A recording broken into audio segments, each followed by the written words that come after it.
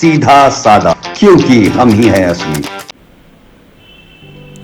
नमस्कार, आप देख रहे हैं सीधा साधा और एक बार फिर इस खास प्रोग्राम में हम एक महत्वपूर्ण मुद्दे पर चर्चा करने वाले हैं। दरअसल G20 जिस तरह का आयोजन रहा है पूरी दुनिया ने देखा है, पूरी दुनिया ने समझा है, क्योंकि भारत में इससे पहले इतना बड़ा आयोजन इतने सफल स्तर पर नहीं हुआ है। इस पूरे मुद्दे पर बात करने के लिए मेरे साथ अमिताभ त्रिपाठी सर मौजूद हैं, जाने लेखक हैं, राजनीतिक जो मामले हैं, मसले हैं, उनके ऊपर काफ़ी बारीक अपनी पकड़ रखते हैं। अमिताभ सर, स्वागत है आपका। नमस्कार। अमिताभ सर, आप भी देख रहे होंगे, पूरी दुनिया देख रही है कि भारत ने जिस तरह से G20 को सफलता के साथ में उसका आयोजन किया है और जिस तरह से कई सारे मुद्दे उससे पहले भी आ रहे थे, कई सारी बातें भी उसको लेकर आ रही थी कि ये बात उखड़ेगी, इस पे चर्चा होगी, ऐसा होगा, वैसा होगा, मतलब अगर मगर की जो स्थिति थी, अगर इन सबको हटाकर G20 के ऊपर अगर मैं आपसे राय लेना चाहूँ इस पूरे के पूरे इवेंट के ऊपर, तो अमिताभ त्रिपाठी सर का इस पर क्या सोचना है, क्या कहना है? सबसे पहले तो G20 सम्मेलन को सफल करने के लिए प्रधानमंत्री नरेंद्र मोदी जी पूरे देश की तरफ से धन्यवाद के पात्र हैं। बिल्कुल। और बहुत सी उनकी टीम के हिस्से जो भी रहे, जिन्होंने इस पूरे नेगोशिएशंस को, प्रस्ताव को, रेजोल्यूशंस को पारित कराने में अपना सहयोग दिया, वो भी धन्यवाद के पात्र हैं। और उन्होंने देश का गौरव बढ़ाया है ये सफल आयोजन करके, इसलिए वो सभी धन्यवाद के पात्र हैं। अब अगर हम इसकी चर्चा को आगे बढ़ाएं अमिताभ सर, और अगर हम देखें कि G20 से आखिर क्योंकि इतने बड़े स्तर पे हुआ और इतना कह सकते हैं कि पूरी दुनिया में नाम भी भारत का कहीं ना कहीं हो रहा है, इससे भारत को क्या प्राप्त हुआ? अगर मैं कॉमन मैन की अगर बात आप तक पहुंचाने का प्रयास करूं और आपसे इन सब पे राय जानने का प्रयास करूं कि इससे भारत को क्या कुछ हासिल हुआ, क्योंकि G20 के बाद अब भारत की जो स्थिति है वो किस तरह की मजबूती आएगी या क्या कुछ होगा आपकी नज़र में, क्या कहना चाहेंगे इसके ऊपर? देखिए, कुछ दिनों पहले हम लोगों ने ब्रिक्स के सम्मेलन पर कार्यक्रम किया था। तो उस कार्यक्रम के संदर्भ में मैंने आपसे बोला था कि आपने ही प्रश्न पूछा था कि G20 होने वाला है। तो मैंने कहा था कि G20 बहुत ही महत्वपूर्ण एक पड़ाव होगा। सबसे बड़ी जो भारत को सफलता मिली है वो ये सफलता मिली है कि पिछला जो G20 बाली में हुआ था उसमें किसी भी प्रकार की कंसेंसस या आम सहमति नहीं बन पाई थी किसी प्रस्ताव को लेकर। और पूरा जो G20 सम्मेलन है वो रूस यूक्रेन युद्ध के इर्द गिर्द रह गया था उस चर्चा के। और कहीं न कहीं पश्चिमी देशों का पूरा दबाव था कि उसमें रूस की निंदा की जाए। भारत को इससे दो सफलताएं मिली हैं। पहला तो भारत ने अफ्रीका यूनियन को जो G20 का हिस्सा बनाया। इससे G20 पूरी तरीके से एक पश्चिम का ब्लॉक था अभी तक। इससे पहले जो है पश्चिमी देशों का ही पूरा डोमिनेशन रहता था और अमेरिका और ब्रिटेन जो कह रहे थे वही G20 में हो रहा था। पहली बार नरेंद्र मोदी जी ने सफलतापूर्वक अफ्रीकन यूनियन को शामिल किया तो ग्लोबल साउथ सही में एक रिप्रेजेंट कर रहा है और सही मायने में एक आवाज़, एक इंक्लूसिव आवाज़ इसमें बन पाई G20। दूसरा सबसे सफलता जो मिली भारत को ये मिली कि भारत के चूंकि रूस के साथ बहुत घनिष्ठ संबंध हैं और चीन के साथ भी हम उतना कन्फ्रंटेशन के उसमें नहीं, कंपटीशन है, कन्फ्रंटेशन नहीं है। मैं ये पिछले एक साल से देख रहा था कि कहीं ना कहीं अमेरिका के नेतृत्व में पश्चिमी देशों का, केवल अमेरिका इसमें और ब्रिटेन उनके साथ इसमें है, लेकिन इसमें यूरोप के और भी देश उतना सहयोगी नहीं है। लेकिन अमेरिका की कहीं ना कहीं ये इच्छा थी एक साल से कि जब भी कोई अंतर्राष्ट्रीय मंच पर कार्यक्रम हो या कोई प्रस्ताव पारित हो तो उसमें यूक्रेन के मामले में रूस की निंदा की जाए एक तरफा, रूस का पक्ष जाने बिना। इसमें सबसे बड़ी सफलता ये रही कि भारत इस अवरोध को पार कर ले गया और रूस यूक्रेन युद्ध पर कोई प्रस्ताव नहीं आया। बिल्कुल। रूस की किसी प्रकार से के संबंध में ऐसा कुछ नहीं कहा गया कि जो रूस को ऑफेंड करे या उससे रूस को कहीं से भी बुरा लगे। यहाँ तक कि रूस यूक्रेन युद्ध की चर्चा तक नहीं हुई। इससे ये बात साबित होती है कि रूस यूक्रेन युद्ध होने के समय से ही उस युद्ध को लेकर भारत की जो रणनीति थी और भारत का जो नजरिया था और नरेंद्र मोदी जी ने जो बार बार कहा कि युद्ध का समय नहीं है, और ये बात पूरी तरीके से ऐसा लगता है कि पूरी दुनिया ने स्वीकार की है। और पिछली बार भी मैंने इस बात को बोला था कि जो बाइडेन ने यूक्रेन के युद्ध को जिस तरीके से मिसमैनेज किया है और उन्होंने आनन फानन में रूस को आइसोलेट करने, अलग थलग करने का प्रयास किया, इससे वो अलग थलग पड़ते जा रहे हैं। उसको मैनेज करने के लिए वो यहाँ प्रयास कर रहे थे और इसीलिए उनको नरेंद्र मोदी जी के तरफ से जो प्रस्ताव आया, भारत की तरफ से जो प्रस्ताव आया, उसको स्वीकार करना पड़ा। और उसमें जिस तरीके से रूस का कोई जिक्र नहीं हुआ, उसके बारे में ऐसी कोई बात नहीं बोली गई, ये भारत की बहुत बड़ी सफलता है और इससे भारत को कूटनीतिक रूप से बहुत लाभ हुआ है। बिल्कुल अमिताभ सर, ब्रिक्स का भी जिक्र आपने किया इस बीच, क्योंकि ब्रिक्स में भी हमने देखा कि 6 देश नए शामिल किए गए और भारत की बड़ी महत्वपूर्ण भूमिका उसमें रही। यहाँ भी आपने जैसे जो बाइडेन का जिक्र किया कि अमेरिकी राष्ट्रपति हैं और जिस तरह से उन्होंने भारत के प्रस्ताव को स्वीकार किया, कहीं ये भी लग रहा है कि जिस तरह से जो अमेरिका की पहले स्थिति होती थी, एक मजबूती ताकत के साथ में डोमिनेट करने वाली, उसमें कहीं कोई कमी आई है। कि मैं इसलिए ये आपसे बात कर रहा हूँ क्योंकि ऐसा लगातार सुनने में आ रहा था कि वो 2-3 दिन पहले ही भारत आना चाहते थे और पीएम मोदी के साथ में बैठना चाहते थे और भी तमाम चीज़ों पर चर्चा करना चाहते थे। तो मैं बस ये समझना चाह रहा हूँ कि क्या जो अमेरिका आज से 10-20 साल पहले तक अपना तो ताकत के साथ में आता था, क्या वो ताकत अब मध्यम पड़ रही है, कमज़ोर पड़ रही है और भारत एक नई शक्ति के रूप में उभरता हुआ नजर आ रहा है? देखिए, अमेरिका की रणनीति यह है कि अमेरिका चाहता है कि ये विश्व में एक डिवीज़न क्रिएट किया जाए और रूस, चीन और ईरान को एक एक्सिस के रूप में, पोल के रूप में डेवलप किया जाए और उसके इर्द गिर्द एक ऐसा वातावरण क्रिएट हो कि दुनिया में एक डिवीज़न हो जाए। भारत की जो भूमिका है उस समय यह है कि पूरी दुनिया में बहुध्रुवीय विश्व हो गया है, तो जब तक सभी देश आपस में एक दूसरे के साथ मिलजुल कर काम नहीं करेंगे, हम इस दुनिया के लिए में एक अच्छे भविष्य का निर्माण आने वाली पीढ़ी के लिए नहीं कर सकते। तो भारत चाहता है कि कंपटीशन तो हो, कन्फ्रंटेशन नहीं हो।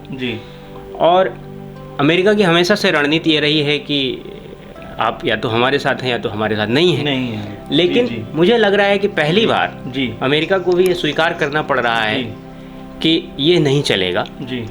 और जैसे मीडिया में पुतिन का नहीं आना, शी जिनपिंग का नहीं आना, इसकी बड़ी चर्चा हो रही थी, उसकी हम बाद में चर्चा कर लेंगे। लेकिन मुझे लगता है कि भारत ने बहुत बीच का रास्ता अच्छे से निकाला है और क्लाइमेट चेंज के संबंध में जो इनिशिएटिव लिए गए हैं, ग्रीन एनर्जी, जो एनर्जी का ट्रांजिशन है, यानी कि पेट्रोल, डीजल और कोयले के ईंधन से जैसे पोल्यूशन बढ़ता है, उससे ग्रीन एनर्जी की तरफ आने के, बायोफ्यूल की तरफ आने के बारे में जो चर्चाएं हुई हैं, वो भविष्य के लिए बहुत अच्छा संकेत है, आने वाली पीढ़ी के लिए बड़ा अच्छा संकेत है। और नरेंद्र मोदी जी पिछले कई वर्षों से इन बातों को कहते आए हैं और उन्होंने पहली बार भारत की धरती पर इन चीज़ों को प्रस्ताव के रूप में सामने लाकर देश को ये प्रमाणित कर दिया कि जो वो कहते हैं वो बड़ी गहराई से सोचते हैं, उस पर प्रयास भी करते हैं और अब वो स्थिति आ गई है कि वो अपने प्रस्ताव को दुनिया से मनवा भी लेते हैं। यानी कि कहीं ना कहीं जो हम अब तक बात करते थे कि भारत जो जिस पोजीशन में था, अब उससे एक और कदम आगे बढ़ता हुआ नज़र आ रहा है। चलिए इससे आगे बढ़ते हैं अमिताभ सर, और जो आपने जिक्र भी कर दिया हालांकि, लेकिन मैं उसका फिर आपसे सवाल इस पर पूछना चाहूँगा कि पुतिन का ना आना या यूँ कहें कि चाइना के जो है शी जिनपिंग का ना आना, क्या वाकई कोई फ़र्क पड़ा, प्रभाव पड़ा, और क्या उनके ना आने के बावजूद भी ऐसा है कि G20 जो समिट हुआ है, सम्मेलन हुआ है, जो ये आयोजन हुआ है, उसमें कहीं कोई कह सकते हैं कि मज़ा किरकिरा वाली जो बात है वो रह गया या कोई प्रभाव या फ़र्क नहीं पड़ा आपके हिसाब से? मैं मानता हूँ कि व्लादिमीर पुतिन ने नहीं आकर एक मित्रता, एक अच्छे मित्र का फ़र्ज निभाया। भारत के सच्चे मित्र हैं, इसलिए उन्होंने इस बात का ध्यान रखा। एक तो व्लादिमीर पुतिन का कद विश्व की राजनीति में इतना ऊंचा है कि वो जो बाइडेन के साथ उसी कमरे में बगल में बैठकर उनके लिए असहज स्थिति होती। पिछले 1-1.5 साल से जिस तरीके से पश्चिम उनके खिलाफ पड़ा हुआ है, तो इसमें तो कोई संभावना ही नहीं थी कि वो बाइडेन के साथ उस कमरे में बैठते, और मुझे नहीं लगता है कि कोई अपेक्षा कर रहा था। शी जिनपिंग नहीं आए, इसका उनको कोई फ़ायदा नहीं हुआ, इसका नुकसान ही हुआ।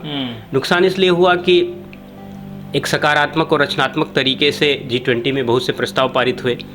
दुनिया का जो स्वरूप भविष्य में होगा उसके लिए शी जिनपिंग अगर वहाँ बैठे होते बगल में और उस प्रस्ताव के साथ होते तो माना जाता कि वो भी दुनिया को अच्छे रचनात्मक स्वरूप में ले जाने के लिए उसके उस दिशा में काम कर रहे हैं और उसी दिशा में सोचने वाले नेता हैं। अब किन परिस्थितियों में नहीं आए, लेकिन अगर वो आए होते तो एक अच्छा संदेश जाता जी। लेकिन अब ये तो वही बता पाएंगे जी, लेकिन जी। उनके नहीं आने का कोई ऐसा नहीं है, क्योंकि उनके प्रधानमंत्री तो आए ही थे जी, जी, जी। और प्रधानमंत्री के रूप में, चाइना के प्रधानमंत्री के रूप में उन्होंने वही प्रस्ताव में हिस्सा लिया जो शी जिनपिंग की इच्छा रही होगी। तो ऐसा नहीं है कि जो कुछ भी हुआ उसमें उनकी इच्छा नहीं थी। अब वो व्यक्तिगत रूप से अपने स्टेचर को लेकर या किसी और कारण से नहीं आए होंगे, ये उनका व्यक्तिगत ही मामला होगा। चलिए खैर, आखिर में प्रोग्राम के बस मैं ये पूछना चाहूँगा अमिताभ सर आपसे कि जिस तरह से सफल आयोजन हुआ है, जिस तरह दुनिया ने देखा है कि भारत इतने बड़े इवेंट को भी इतनी खूबसूरती से, इतने तरीके से मैनेज कर सकता है, उसको सफल बना सकता है, तो क्या विश्व की राजनीति में एक बार फिर पीएम मोदी का कद जो है और ज़्यादा मजबूत हो गया है? क्योंकि जिस तरह से उन्होंने इस पूरे आयोजन के ऊपर अपनी निगाहें लगा के रखी थी, इस पूरे के पूरे आयोजन में जिस तरह से उनकी भूमिका रही है, तो क्या ये माना जाए कि जो विश्व की राजनीति है, देश से भी उठ के मैं बात करूं, तो क्या पीएम मोदी का जो कद है, मोदी जी का, वो और ज़्यादा मजबूत हुआ है? निश्चित रूप से। और मैं तो ये मानूंगा कि आज मतलब अब ये G20 सम्मेलन सफलतापूर्वक करने के बाद और जिस तरीके से जो प्रस्ताव आए और जिस तरीके से बहुत से राष्ट्राध्यक्षों के साथ उन्होंने बायलैटरल मीटिंग्स भी की और परस्पर विरोधी तत्वों को साथ रखकर, आप देखिए हमारे यहाँ मीडिया में इस पर मैं थोड़ा सा मुझे दुख हुआ कि अब ऋषि सुनक के विषय को हमारे मीडिया ने इतना फैलाया। अरे भाई, ऋषि सुनक तो एक वो भारतीय मूल के हैं, हिंदू हैं, वो बात ठीक है, लेकिन हैं तो वो ब्रिटेन के ही, अपने ब्रिटेन के ही हितों की बात करेंगे, उसी के लिए वो आए हैं, क्योंकि उनकी आर्थिक स्थिति ठीक नहीं है, फ्री ट्रेड एग्रीमेंट करना चाहते हैं भारत के साथ जी।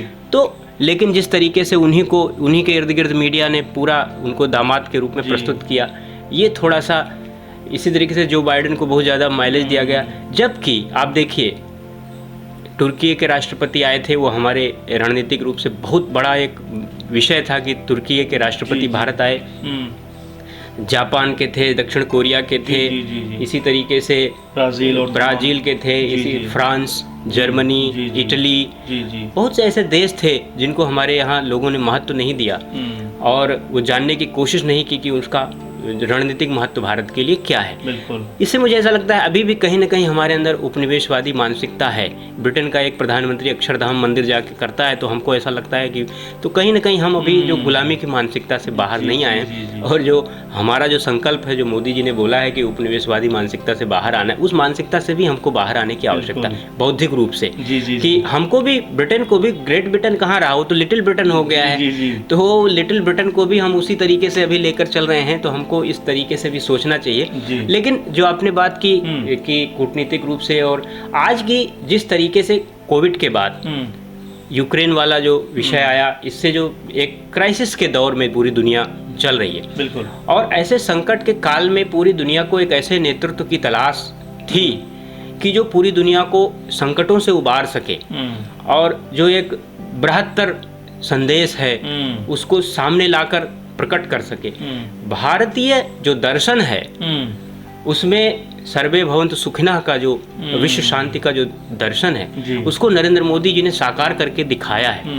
और आज की डेट में ये बात प्रमाणित हो गई कि भारतीय राजनीति में भारत के आज़ादी के बाद नरेंद्र मोदी से बड़े कद का, लोकप्रिय तो वो थे ही भारत में, लेकिन विश्व राजनीति में भी उनसे बड़े कद का प्रधानमंत्री ये सर्वविदित हो गया कि भारत में नहीं हुआ था कोई।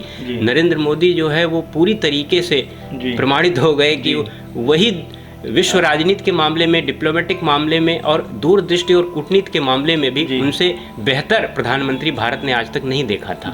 और बहुत ही महत्वपूर्ण चर्चा के साथ में अमिताभ सर ने लास्ट में कह दिया कि जिस तरह से उनका रिप्रेजेंटेशन रहा है इंडिया के लिए और जिस तरह से उन्होंने काम किया है, अपनी क्षमताओं को प्रदर्शित किया है, बाकी दुनिया में उनके नाम का जिस तरह से अभी बोलबाला है, रीज़न यही है कि उन्होंने भारत को एक नए अंदाज में, एक नए रूप में दुनिया के सामने रखा है। ये भारत जो है वो G20 जैसे बड़े आयोजन का भी सफल तरीके से उसका आयोजित करके यहाँ पर दिखा सकता है। तो यानी कि जो हमारा आत्मविश्वास है वो अब लवरेज है, वो हम आगे बढ़ना चाहते हैं और आगे बढ़ रहे हैं। वाकई अमिताभ सर ने बड़ी महत्वपूर्ण लास्ट में बात कही कि जिस तरह से वो एक लोकप्रिय नेता तो थे ही, लेकिन उनका कद जिस तरह से मजबूत हुआ है, न सिर्फ उनका बल्कि भारत का कद पूरी दुनिया के अंदर मजबूत हुआ है, इसकी बहुत ज़रूरत है। फिलहाल इस प्रोग्राम में इतना ही। अमिताभ सर के साथ में हमने कई सारे महत्वपूर्ण बिंदुओं पर चर्चा की, कई सारे महत्वपूर्ण जो मुख्य बिंदु थे वो आपके सामने रखे। आप ज़रूर इस पर अपना ओपिनियन हमें दीजिए ताकि ऐसे प्रोग्राम हम लगातार आपके सामने लेकर आते रहें, ऐसी चर्चाओं को आपके साथ सामने लेकर आएँ ताकि जो महत्वपूर्ण मुद्दे हैं वो उनसे आप रूबरू हो सकें। फिलहाल इस प्रोग्राम में इतना ही। आप लगातार हमारे साथ बने रहें, चैनल को सब्सक्राइब करें, लाइक करें और शेयर ज़रूर करें। अमिताभ सर आपका बहुत धन्यवाद प्रोग्राम में आने के लिए। आप सबका धन्यवाद। नमस्कार।